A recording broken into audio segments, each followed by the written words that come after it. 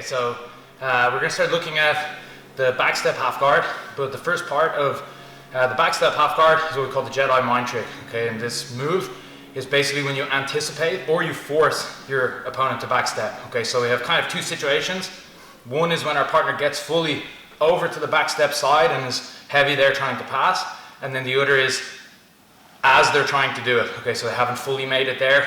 If you play the underhook half and you're playing this position, you know people are going to backstep as a counter. So the first part of the backstep position is what we call the mind trick, where someone tries to backstep and we anticipate it, or we force the person into that situation. Okay, so what we'll go through right now is 3 different variations, okay, of the mind trick position. Okay, when your partner tries to backstep, you know what we need to be thinking about, and then the variations from being in that position. Okay, so let's look at just why it happens in the first place. So I've got my underhook, and whether I have my knee torque or not, okay, it doesn't matter. Sometimes it actually is even easier if I don't have it yet.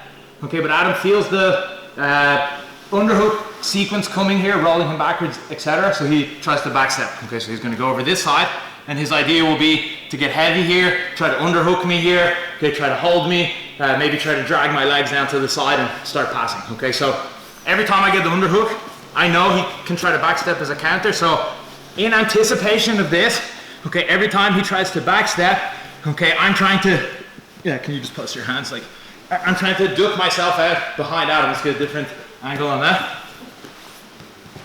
So as he's starting the backstep, okay, I move myself. Okay, and this is why you call it a Jedi mind trick. He basically goes from doing something he thought was good to something that's incredibly stupid. Okay, I'm right behind him and his back is exposed. Okay, so we can land in some different variations here. Okay, one is using this hook here as a crab ride. Okay, one will be if you completely miss that hook and we land in like a leg drag here. So that's what we're going to be looking at. Okay, so the position happens because I've got my underhook. Okay, I've gotten close to him. Okay, he's scared. He tries to backstep. Okay, I use my waist grip here, and all I do is extend my body. Okay, so I'm completely arching my back, and I'm using this grip here. Can you sit back? I'm using this grip here to push. Okay, so as Adam goes, I push him away from me, and I extend myself back. Okay, as I do that, my left leg, okay, is going to open out to catch as a hook. So as he tries to backstep, okay, I move myself behind. Okay, this hook here is getting ready to try to catch. Okay, so all at one time, okay, I scoop back and I make my hook. Okay, you can see now my waist grip. Okay, turn around, back to the start. My waist grip, okay, go back. Bam, becomes my control on his hips here. Okay, if he tries to go back that direction, okay, I can stay attached to him. And now I'm going to use my butterfly hook to lift him, okay, and try to, it's hard to see from this angle, but to try to lift him and then slot my bottom hook in there. Okay, so I catch him with the hook. I have kind of 2 grips on the waist. This elbow is in tight. You can see right now I don't have my bottom hook, but because of this hook and my arms, okay, I can lift, sit Adam in between. Okay, I've got my right hook in. Next most important thing in the diagonal control now is this arm. Adam is going to turn that direction. Okay, if he tries to put his back to the mat, okay, here it'll be easy to follow. So he's going to turn. I try to catch the diagonal or the seat belt here, and then I'm looking for my second hook and take the back. Okay, so this is the first variation of the mind trick. You get the underhook. Okay, you feel him start to backstep. Okay, you duck. You catch the hook here. You keep your 2 elbows tight, kind of make whatever grip you can here, and now you try to sit him in between your legs. Okay, now you have the near hook. Okay, seat belt. Okay, and then throw your top hook. Or if I have no seatbelt, it's too tight here, at the very least, catching his arm so that we have that nice diagonal control here, the right leg and the left shoulder. I get in tight, I anticipate it, I put my hook in, drop my other hook in, and I start chasing the back. You'll notice, guys, okay, when Adam goes to backstep on the other side, right now he's just kind of sitting down. When he goes to backstep, there's 2 things he can do. Just stop. There's 2 things he can do, okay? He can use the overhook, okay? Or try to grab my head, okay? So when he goes, no, you're right on. Backstep. Okay, look. He's grabbing my head here. Okay, go back. So he's using an overhook at first, okay, so that I can't go to his back. And then as he backsteps, okay, he tries to grab my head. Okay, one more time. The other thing he can do here is put his hands to the floor, okay, and try to backstep. Okay, and this is what gives you the space to come out.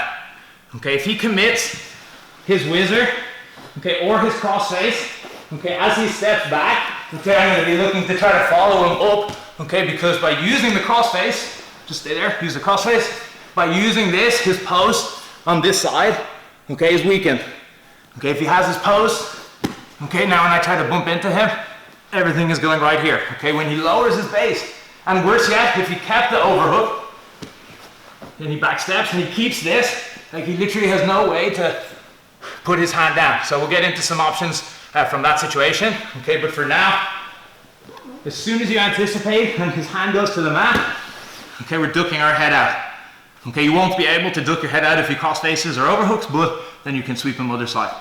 Okay, so this is the first variation here, using the hook and then sitting the guy in between.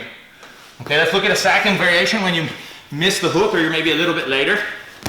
Okay, you'll land leg drag now. Just go circle this way. Okay, so as I'm back steps, okay, I'm late. Okay, you can see my leg is right in the middle here. I didn't catch my hook. So now my priority is to hook behind this leg. Okay, so ideal will be to catch him here. Okay, if he goes a little bit too fast, okay, I can still rescue the situation, but I'm looking for this hook, and I'm still doing the same thing. Okay, I'm trying to use this arm here, okay, to try to throw the hips, okay, and make him sit on that side. Okay, one more time. Okay, so I scoop behind him. You can see now I have the inside leg. Okay, and very important is not letting this leg slip through. Okay, I'll show you some variations from here in a second, but the priority will be keep this leg inside. Okay, make him fall to the mat here. Okay, and now I get my arm in nice and tight to his far collar. Okay, here, hold everything tight. This knee coming out will be a problem if he slips his knee to the floor. Okay, like this, go back. So I get super tight here. Okay, and I use my bottom leg, okay, to try to start building myself up here into the leg drag. He'll most likely give his back now, and then we're in good position. Okay, so this time you're later with your hook. Okay, he tries to go. Okay, I land with my leg drag hook here. I keep moving till he sits down. Okay, and then I try to get myself up here in the leg drag with my knee and elbow tight and focusing on not letting his knee come out of there. Okay, so let's do from here because you'll see the leg work.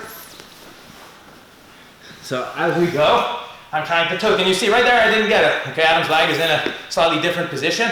Okay, but I just have to try to move, adjust, and know that I want my leg to go in there. Okay, sometimes his leg will be straighter and it'll be super easy to hook. If your leg is not in there, you have to know he's going to try to grab your leg, okay, and try to attack it, okay, or put you into the 50-50 here, okay. So I need to be constantly scooting and trying to hook inside here. Okay, use your hook and then come to the top. Okay, so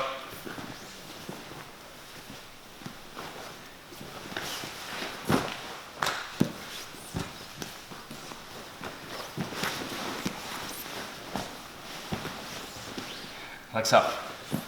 Okay, now we'll look at one more variation, okay, from the end position there where we get the leg drag. Because first stage is you get the hook behind the knee. Okay, second stage is you only end up in the leg drag. Okay, from the leg drag, let's just wind your back out.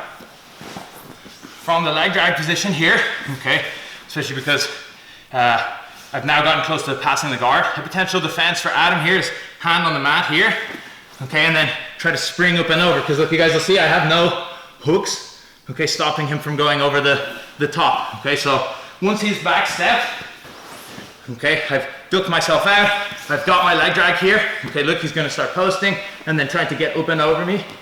Other side, one more time just to be clear of it. So over here, I duck myself out. Okay, he tries to get all the way up and over the top. Okay, in this time, rewind, from the leg drag, okay, while he's trying to get himself up, okay, I'm actually going to take my leg out, make a lockdown, and now just start straightening his leg out. Okay, now I'll be into the fishnet position with the lockdown, tight around the waist. Okay, we can work on chopping this arm out of the way. Okay, underhook me. Okay, coming up to the top here. Okay, but this is usually the last thing you encounter when you're playing the mind trick position. Okay, is he's backstabbed, you've gotten yourself into the leg drag position here. I'm trying to come up, okay, and he starts to come up too. Okay, so what that bobbin hook I just release, open my legs super wide so that if he tries to make a big step at him, I have huge scope to catch him here. Okay, triangle my legs and then lock under his. Okay, so I start coming up, folding the arm, and again, I'm past his guard here, ready to try to take the back. Okay, so one last time. You try to put yourself into it better and don't bend your leg. That's it. Okay, I duck out, and I feel him spinning super fast here. Lock down. Okay, try to catch this hand. Nice little trick is to take his weight off of the hand. Okay, and then pass it to the other hand, and now you can sweep him. If not, put your hand down. If not, just be patient. Try to start getting yourself up. Boom, and then sweep it. Okay, so that's the basis of the position, or those three kind of options. Hook behind the knee, leg drag, and then when you leg drag the guy trying to jump back over. It's all about anticipation, okay, from being in the situation. So you know, because you're playing with the underhook, you've gotten close to him, that it's a possibility for him to backstep. So with time and patience of practicing it, eventually you'll start making this reaction just off of the instinct. You'll feel the person doing it. It's one of those things you just suddenly do it and you can't believe you just did it. It's like you just react literally to what the person is doing. So that's the basis for it, or those kind of three techniques and that kind of anticipation of him going to backstep. Okay, anytime you're close or you have the knee torque, you know that's an option. And what we'll look at next is if he gets to the backstep. But for now, I want you guys always thinking of this move from a backstep, looking to get out behind your partner, take the back, or try to get to that leg drag position, okay?